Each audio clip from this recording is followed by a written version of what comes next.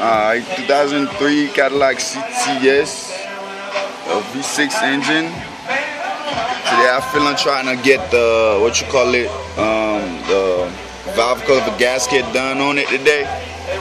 So I'm gonna do a quick rundown on how to do that real quick. First thing first, you gotta go in the back of the car, in the back seat. Gotta try to take the relay, the fuel relay pump off, so you can get the pressure of the system, the fuel pressure off. It's down here. All you gotta do is just lift your car back seat up a little bit, pull on it just a little bit, not hard, and then down here there's like a black box underneath the carpet. Just remove that.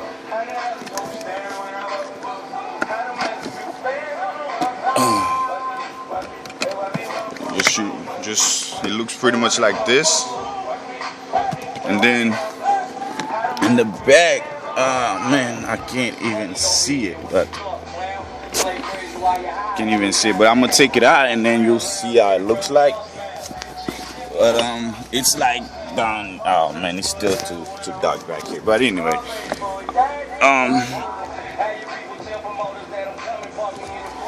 it looks pretty much like this.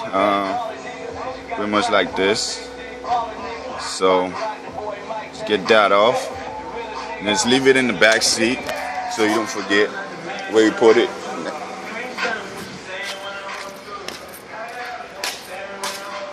And then now, next thing you gotta do is trying to start up your car so you can get all the extra fuel that's still in the line, get them off. The car was trying to start, but it will not turn over because it's not gonna have enough fuel. So let's try this. See, it just died.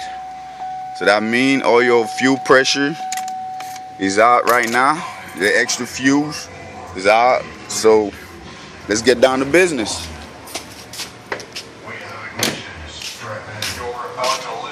This is my Mazda 626 2002. So we ain't worried about that right now. We worry about the caddy. So to get to the valve cover gasket, first thing first, you gotta remove this. I guess they call it the intake. Pretty much. But you gotta remove this. You gotta remove this hose right here. Everything that's connected to it, you gotta remove. You gotta remove this hose right here. You gotta remove your power steering reservoir. Get it out the way. You don't have to remove it all the way out, but just get it out the way. You gotta remove those two cables. You gotta remove this right here, and you gotta remove those two holes for the air intake. There's in the bottom right here, there's a hose. You gotta remove that. There's another hose in between those. And between those right here, you gotta remove that too. And then I believe that, okay. And then this hose right here, I don't remove it right there. I remove it right here. So just remove that. That's the coolant. So remove that. And then you should remove that whole top off. I'm gonna pause the video for a minute, so I'm gonna get to it once I'm done taking it apart. I'm gonna show you the next thing you gotta do. And there's a few things back here that you gotta remove. You gotta remove this hose right here, and then you gotta remove there's a little connector in the back of this. You gotta remove it for the intake to come out. It's the one with the shiny middle piece right here. This one, the one I'm touching. So make sure you remove that so this top can come off. So I'm gonna pause the video real quick and I'll get back at you guys. Okay, last time I was talking, I was pretty much saying how you need to remove all this I already take that out. I already take this out. I already take the hose that was in between here. This is the hose right here. So I'm pretty much, oh, I forgot to take that last one out. Like, what is it? Oh man, this one, I know it's still in the way. Okay, this right here. It's supposed to come out like this. Let me put it back in this thing real quick. Give me a minute.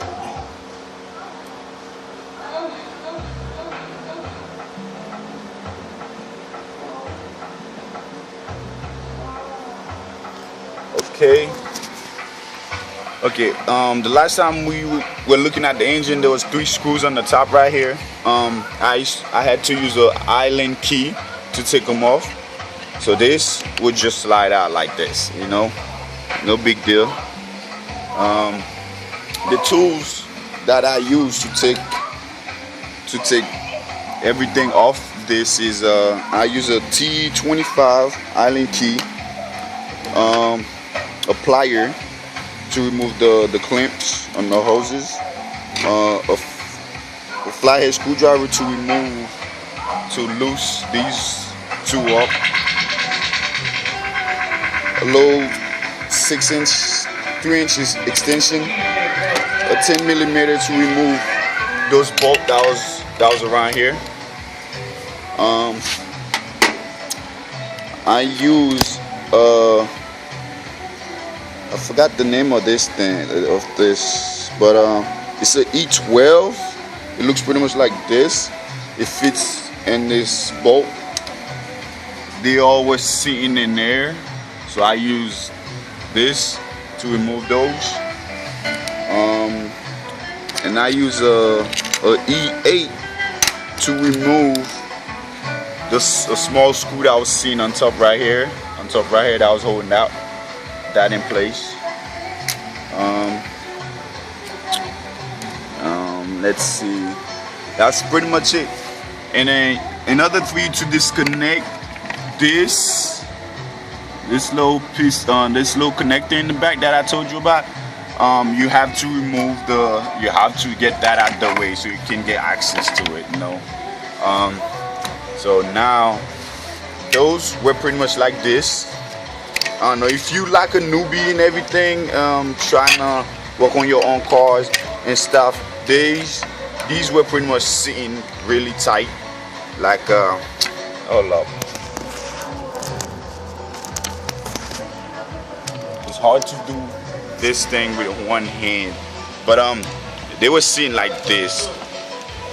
But all you have to do is just push down on the little top and then move this forward, and then when you hear that click, just remove it.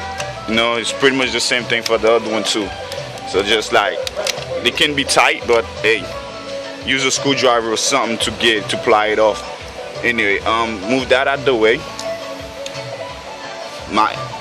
There's another connector I forgot. Okay, this one right here.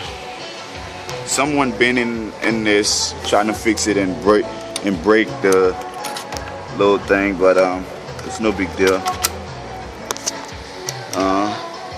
Oh man, let me try to get that off real quick.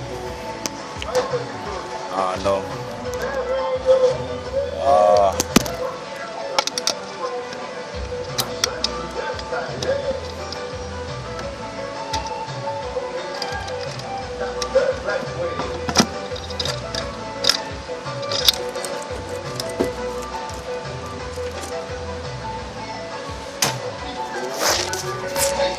Okay, it's off, so my intake should be moving right now. You see everything off of it, so it should just come right out.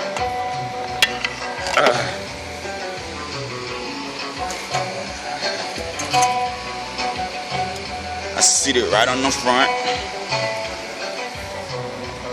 I already come in here before, so I did a couple things to it. But that's where we at right now. So from here on, you're gonna need to release this. That's the gas line. You're gonna some people take it from here, but I feel like it's a lot easier to do it with a wrench if you don't have no special tool to remove those lines. It's gonna be a pain in the butt. So I find it easier to take those out with wrenches. I'm gonna tell you the size real quick, but it's two of them. There's one underneath this. So once you remove that, should be pretty easy. Yeah, look, take them out, and then there's gonna be 1, 2, 3, 4, 5, 6. There's gonna be 6 bolts that looks pretty much like this to remove this intake manifold. Like I'll say intake. I'm pretty sure that's the intake, but yeah, to remove this part. So, and then just remove the injectors connectors out the way, and then everything should comes right out. I'll be right back. So remember, 6 bolts. Remove those connectors, 6 connectors, and then move that out the way. And then after that, remove the line. Remove this, and there's another one right next to it in the bottom. If you can see it, it's this one. So just remove it, and I'm gonna just tell you the sizes of the wrenches. Let's see. Let's try this. That's not it.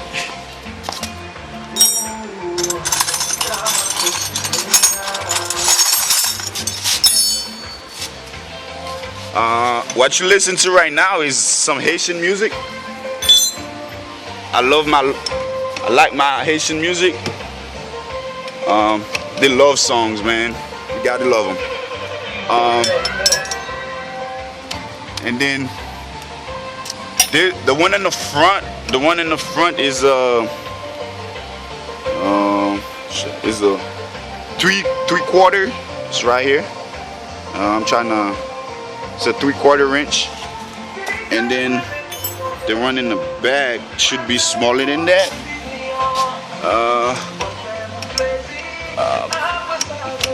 Okay, the one in the back is 11/16. Before I say just go ahead and do it, let me try another one, because I felt like this one was pretty loose. I don't know. 17 fits it better, so 17 fits it better. So just go ahead, go with those two, a 17 and a 3/4, and then let's get going, people. We back again. Remember, before you take those bolts off that I mentioned earlier, and the connectors, remove the fuel line first, like those first. Just the simple fact is, if you do it like I did, you're gonna have a hard time getting them off, because you're not gonna have any support to hold that in place while you're trying to take those off. Looking at it, everything is pretty much loose, because I already knocked it loose and everything. So yours would be a little bit tighter in there, but mine's not. So I already knocked it out, like loose it up and everything. So I just trying to lift it just a little bit. Let's see. Okay, here you go. Slightly move it forward, and then like lean it to one side, and then look at this. And that's where we at right now. While we in there, it's funny, believe it or not, if you had to do your thermostat one day and everything, it's right down here. Those 2 bolts. Oh, no, that's not it, but one in the bottom and this one right here. Yeah, this one in the corner right there, and then that one right here. That's the thermostat housing. Wow, that is crazy. And yeah, if you want to change your thermostat, just you're gonna have to do the same, follow the same procedure to get your thermostat done too. So make sure you cover up your engine. When I said the engine, I mean that open spot right here, so nothing do not go in there. I mean that open spot right here, so nothing don't go in there. So make sure you cover it up. And next stop is the valve cover gaskets. This one's already done. You know, as you can see, you see some red RTVs. The blue one is the gasket, but the red is the RTV that I apply on it. Some people don't do it when they do it with the rubber, but I do it just to make sure it's secure. Just I know I have a peace of mind that I got an extra confident that, hey, it's done right. So if you don't want to put RTVs and just put the gasket, it's fine, but I would not recommend that. It's your choice, but I do it because I feel a lot confident, you know, make me feel better, make me feel like my car is in good shape, and after I'm done, I'm not gonna think about, oh man, I might get a leak and everything like that. Yeah, it's possible to have a leak even with the RTV, but with the RTV, the chances of you having a leak, it's even slimmer now. So I'm gonna do this side of the engine, the passenger side. So it's pretty much how you see it. It's this. They even have, I didn't even see that. They actually have a part in for you to how to tie them.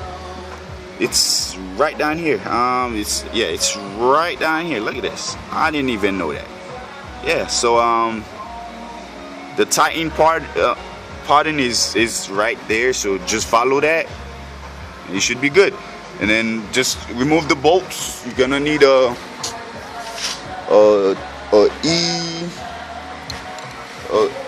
I'm looking at it, hold up, I'm taking it off, trying to take it off, hold up.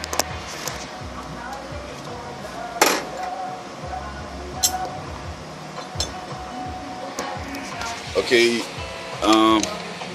oh yeah, you're gonna need a E10. E10, yeah, here you go. I hope y'all can see the 10, but I'm trying to move in, yeah, E10. So you use that, it sits right on top. So if you want to change your spark plug, go ahead and change them. It would be a good idea to just get them done while you're getting your valve cover gasket if you haven't done them yet. But to remove it, it's just those 8 bolts plus those 2. And then there's a connector right here. That connector right here, remove it. Pretty easy. Just put a flat head screwdriver on it, like underneath the little top, like right here, there, and then just slide it back. Should be good. And then I'll see you guys when I get my head cover gasket removed. After I removed it, a lot of fighting and everything, top it with a screwdriver on the side to loosen it up. It's depending on how tight it is. We come down to this. In there, I had a lot of oil. That means my valve cover was bad, so I removed it. You know, now it's all clean and everything. And then this is the core, like this, I guess what core pack. Would it be? No, that can't be. But that's pretty much where that was sitting on top. That's that one thing that had the connector. So I'm pretty sure that's the core, that's the core pack. But yeah, it had mad oil in it, so I go ahead and remove those, clean it up, and then so it looks pretty decent right now, I guess, like compared to what it was. It's all clean. Yeah. That's my valve cover. I'm about to clean it up and everything. Get it all straightened up. It's my new cover gaskets. Gonna put those on, but first I gotta clean all this and everything. I mean, it's pretty much, I started cleaning it already, you know, but I just gotta finish it up, get all that oil off, and then apply some RTVs in the spot so it can get me a double secure that my valve is done right, and then it's secure. I ain't gotta worry about leak or none of that. So go ahead and clean your valve cover, and then when I'm done cleaning and everything, show you how my valve cover is, I'm gonna get back at you guys.